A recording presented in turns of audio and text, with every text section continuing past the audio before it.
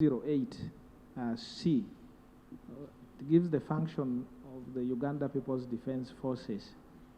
And it is stated under that article that the UPDF is to foster understanding and harmony with the civilians, which is a good thing. In the past, we had not seen how practical this understanding and fostering of unity takes place because of the confrontations. But recently, I think last week, I happened to see a truckload of several trucks of the UPDF loaded with civilians who were dressed in uniform of one of the political parties, the NRM.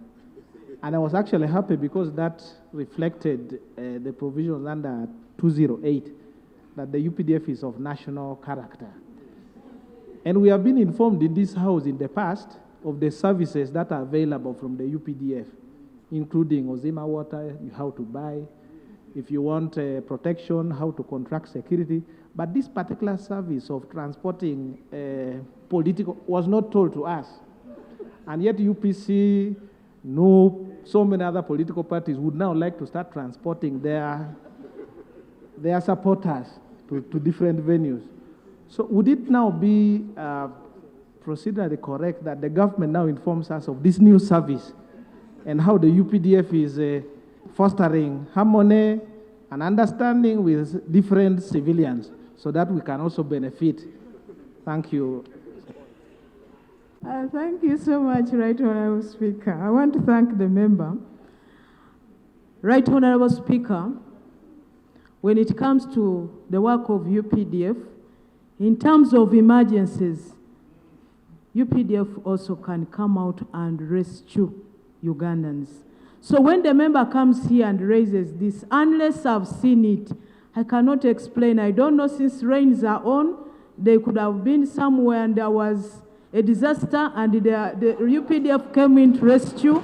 So, Right Honourable Speaker, I cannot, unless the member gives me the details so that I get to UPDF and then we can come and explain based on what UPDF would have showed us.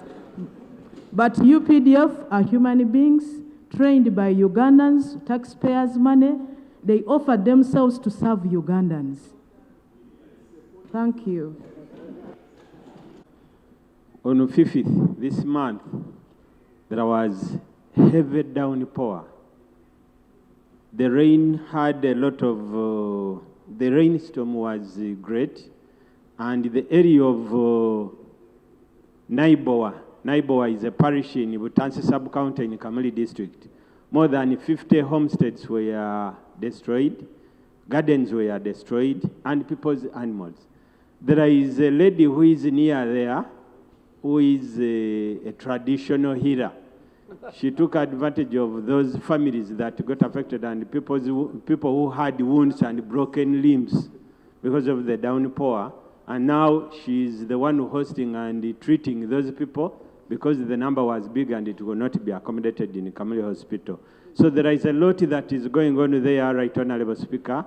My prayer is in the small villages of Bulyampanda, Butimbo, and Buluke in that parish. The families are really struggling and suffering. My prayer, Right Honourable, is that the Office of the Prime Minister could come to the rescue of these people, help them with some food, and at the same time, most of these structures that were destroyed really in this environment, they require some iron sheets and some help. So the Office of the Prime Minister and the Minister of Disaster Preparedness could come to the rescue of these people and really help them. Thank you. Honourable Minister. Thank you, Right Honourable Speaker, and I want to thank the member for raising this issue.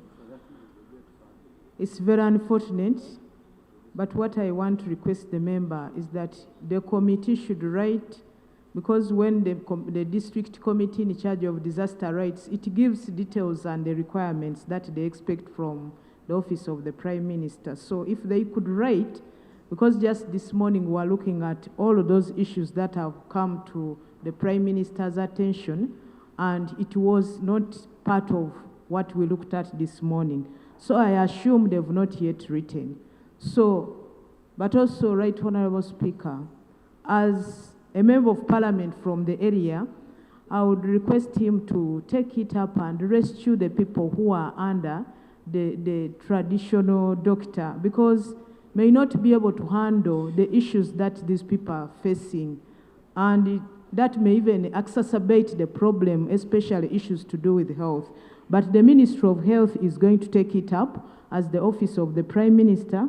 We will also take up our portion. Thank you. Thank you. Now, Honorable Minister of State for Energy, on the issue raised by Honorable Wanzara, from the information you had given, people within a radius of 30 kilometers are going to be affected. Okay? There must be homes. It can't be as simple as how you put it here. So I would request you that you link with MPs from affected areas. Okay? And then they tell you the problem, and they are able to engage their communities. That would be more helpful. Honorable Speaker, I assure the member we shall engage the MPs to lead us where we have done it in Busoga, where we have also engaged the cultural leader. We are also going to engage his cultural leader, and we're actually discussing with him that intervention. We shall take all the structures. Thank you. Honorable Dr. Charles Ayume. Thank you, Right Honorable Speaker. I rise on a matter of national importance. Right Honorable Speaker, South Sudan is one of our biggest trade partners, and Koboko district, like many districts, border districts, host a number of South Sudanese refugees. However, Right Honorable Speaker, I'm concerned about the growing insecurity because we do trade with South Sudan. On the 9th of September 2025, a commuter taxi going to Juba from Koboko was ambushed by unknown gunmen, and people were killed. One of them is called Innocent Metaloro, and others whose names I can't confirm. However, Right Honorable Speaker, my prayers are our embassy in South Sudan takes interest in these killings and ambushes, because it's common that every 6 months we get these ambushes. And as a member of parliament, the funeral services are very emotional. We don't have answers. And as government, we don't have answers. So my prayer is that the embassy takes interest in following up these cases, but also, two, government to government ensures cross-border security along the road, especially Kaya to Yei Road and Nimule to Juba. Thank you. The second person who was killed is called Kusanya. And what is the Honorable Speaker is that the ambush occurred just about 200 meters away from a security installation of the South Sudan People's Army. So indeed, I add my voice to condole with the families, but also requested that our government protects our citizens on the way to Juba, within Juba, because that's not the first of its kind, I submit. Thank you. It's very unfortunate that we have lost lives, yet we are brothers and sisters with just artificial boundaries in between. So, Right Honorable Speaker, I condole with the families, but like the person who has raised it has advised that we should talk government to governments, and this case will be talking under the spirit of the East African integration.